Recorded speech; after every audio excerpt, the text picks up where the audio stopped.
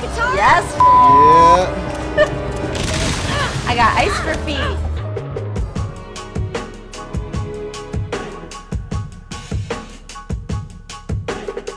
Welcome back to the Weekly Watchlist, the show where we count down the best movies and TV to stream right now on Prime Video. Now it's already March, which means it's Women's Freaking History Month. And joining me to break down this week's list is a longtime friend of the show and a movie expert in her own right, Annie Brennan. Thank you, Nate. I am a movie expert. These are the most badass and awesome female characters to watch right now on Amazon Prime Video. First on our list, we have Tutar, Borat's 15-year-old daughter from Borat's subsequent movie film, played by the amazing Bulgarian actress Maria Bakalova. We have to be kind of weak. But I'm strong. I can open a beer with my small hole. Look, we gotta be appropriate and ladylike. Okay. This is what you're not supposed to do. Okay, you did do it. Now, the Borat sequel obviously centers around Sacha Baron Cohen's hilarious, iconic character, but I think it's actually Tutar's emotional journey that carries the movie. Tutar starts off the film as a feral child being kept in a cage by her uncaring family, who fully buys into all of Borat's distorted ideas about womanhood, as seen in the weird manual full of unhelpful advice on how to raise a girl. Може ли жена да чете книга? Техника? זה מה שקרה שהייתה техника. Tutar inadvertently traffics herself to the United States, where Borat is tasked with giving her away as a sexual slave to GOP big shots like Mike Pence and Rudy Giuliani. He's actually on the verge. Michael Penis! I brought the girl for you! She proceeds to get a nicer cage, a makeover, and learns more about American culture and how to present herself as the ideal child bride. Then if you like, what I would suggest is that maybe we place some breast implants. And what do you mean breast? The breast, titty. Titty? Titty. Titty? Titty. Titty? Titty. Titi. Or breast.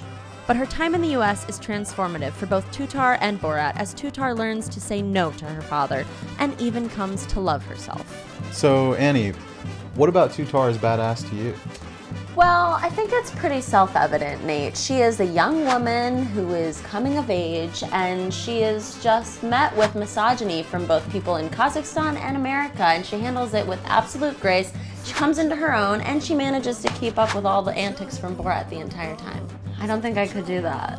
Good for you, Maria. Be out there just killing it in your 20s with Borat? And to keep a straight face the whole time, please. I wouldn't be able to do it. You could never. Well, maybe.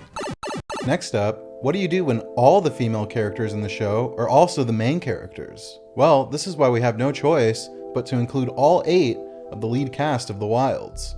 You've all been giving me shit about my toothbrush since the jump. This was obviously a targeted attack. Better hope it still works. It's gonna work.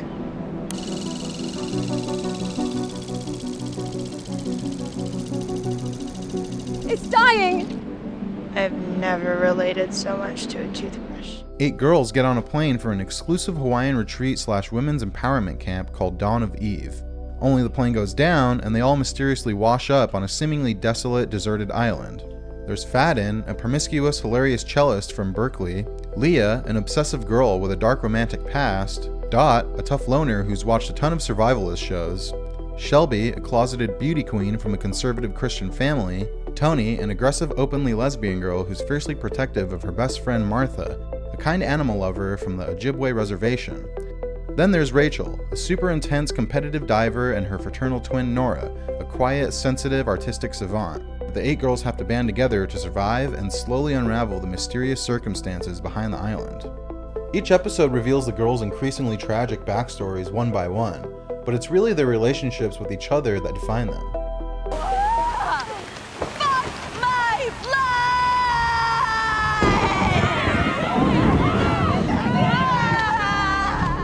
So Nate, this was your pick.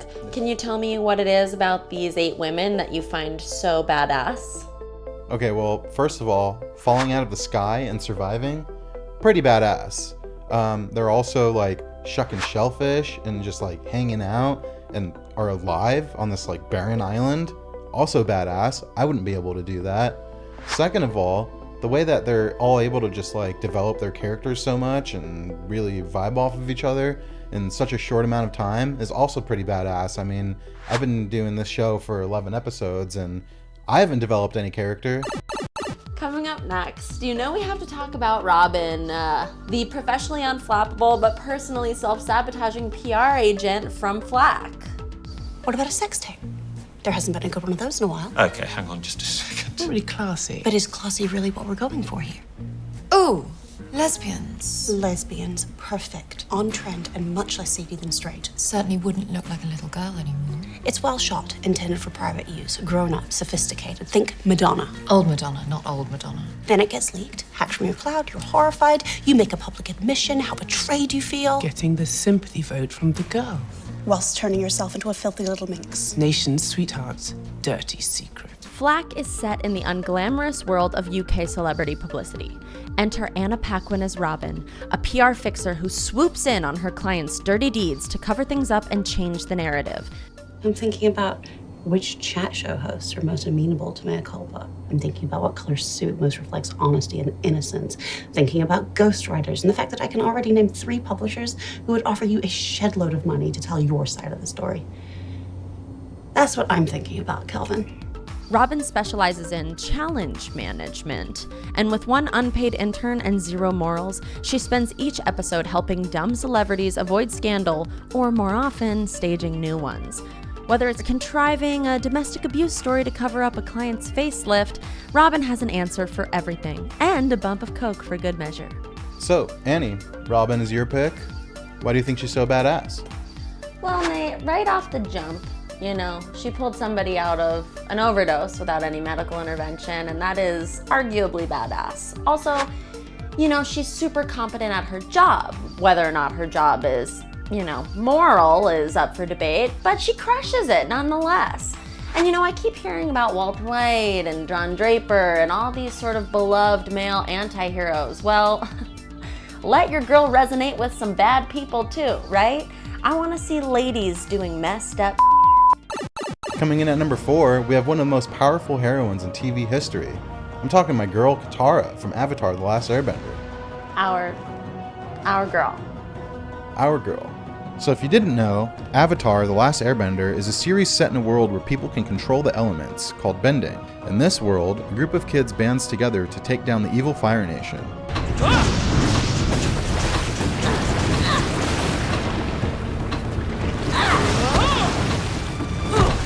Katara starts the series off as a young girl literally drifting, stuck in an ice floe with her brother Sokka, and ends the series as the strongest waterbending master and one of the legendary Avatar's greatest allies.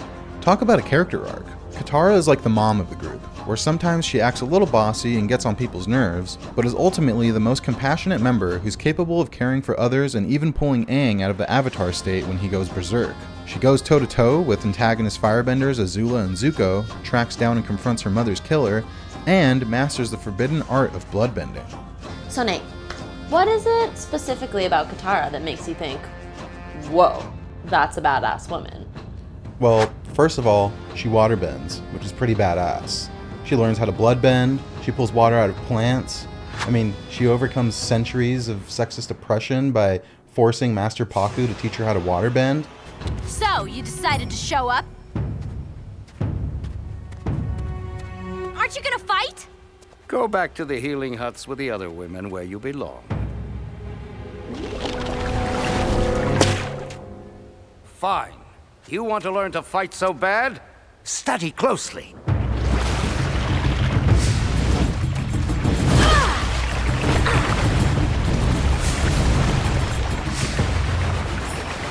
Don't worry, I'm not going to hurt you.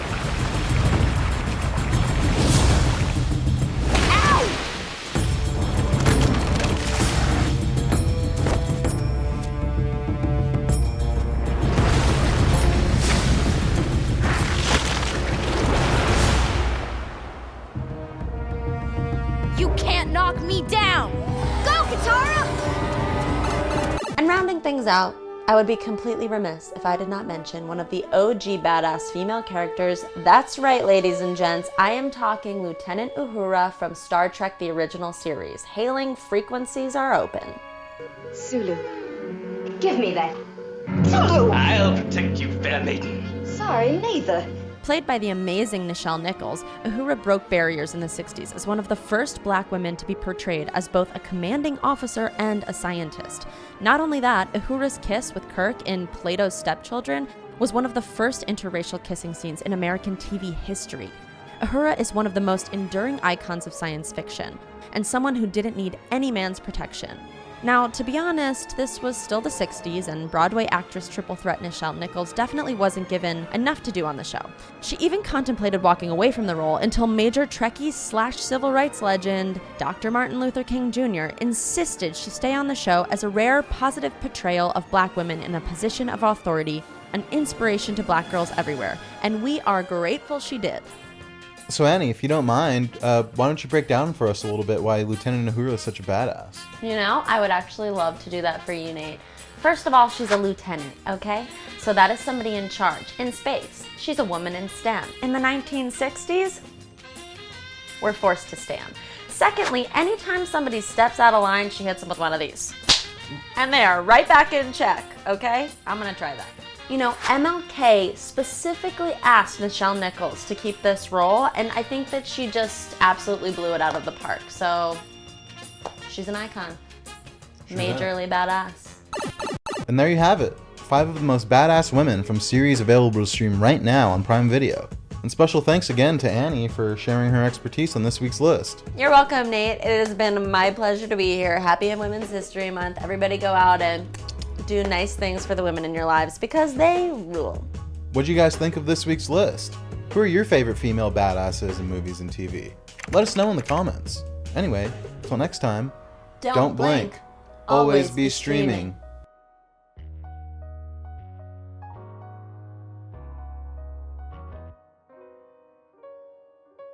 Now, if you think humans should be the ones recommending movies to people and not robots, be sure to comment and like. Check out more of the Weekly Watchlist with me, your man Nathaniel. New episodes every Friday. And if you really love cinema, I know you're going to subscribe.